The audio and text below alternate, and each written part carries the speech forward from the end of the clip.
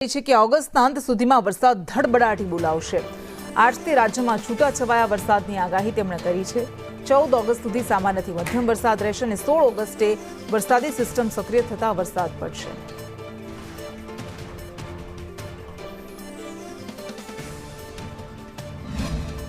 ફરીથી એક વખત રાજ્યમાં મેઘરાજાનો રાઉન્ડ શરૂ થવાનો છે। હવામાન નિષ્ણાંત અંબાલાલ પટેલ આપણી સાથે છે। સીધી વાત એમની સાથે જ કરીએ। વરસાદ હવે ક્યારે પડવાનો છે, કઈ તારીખોમાં ધોધમાર વરસાદ પડી શકે તેવી શક્યતાઓ છે? ખેડૂતભાઈઓ વરસાદની રાહમાં છે ત્યારે હવે જોઈએ તો આ તારીખ 10મીથી હવામાનમાં કેટલાક ભાગમાં પલટો આવશે અને 10-11માં કોઈ ભાગમાં વરસાદી ઝાપટા પડવાની શક્યતા રહેશે।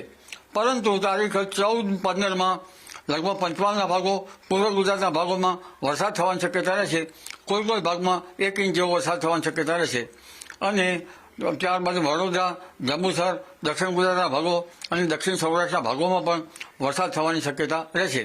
ઓગસ્ટ મહિનામાં કેટલો વરસાદ રહેવાની શક્યતા છે? પરંતુ ઓગસ્ટ મહિના પહેલા જોવા જઈએ તો તારીખ 17થી 20માં બંગાળ ઉપસાગરની જે મજબૂત સિસ્ટમ સક્રિય થાય છે 17 ઓગસ્ટથી, એ સિસ્ટમ ધીરે ધીરે આવતા તારીખ 17થી 20માં મુસળધાર વરસાદ ગુજરાતના ભાગોમાં થવાની શક્યતા રહેશે અને કોઈ ભાગમાં તો 10 ઇંચ જેટલો વરસાદ થવાની શક્યતા રહેશે। ખાસ કરીને પૂર્વ ગુજરાતના ભાગોમાં ભારેથી અતિભારે વરસાદ થવાની શક્યતા રહેશે। આ ઉપરાંત સૌરાષ્ટ્રના ઘણા ભાગોમાં ભારે વરસાદ થવાની શક્યતા રહેશે। કેટલાક ભાગમાં અતિભારે વરસાદ થવાની શક્યતા રહેશે।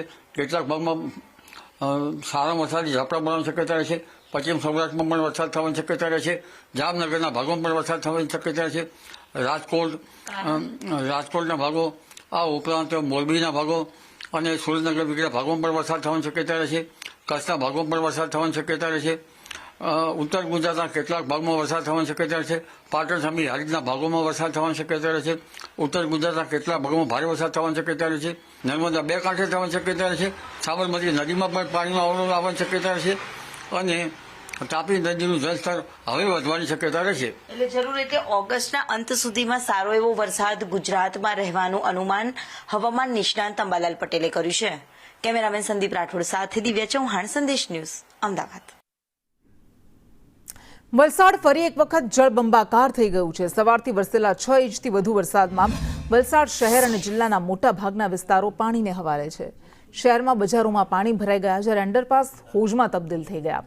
શહેરને અડીને આવેલ ગ્રામ્ય ભાગો સંપૂર્ણપણે પાણીને હવાલે છે। એક માળ સંપૂર્ણ ડૂબી જાય તેટલા પાણી ભરાયેલા છે। એમાં પણ દક્ષિણ ગુજરાતમાં 24 કલાક ભારે વરસાદની આગાહી છે। એવામાં વલસાડની મુશ્કેલી વધી શકે છે।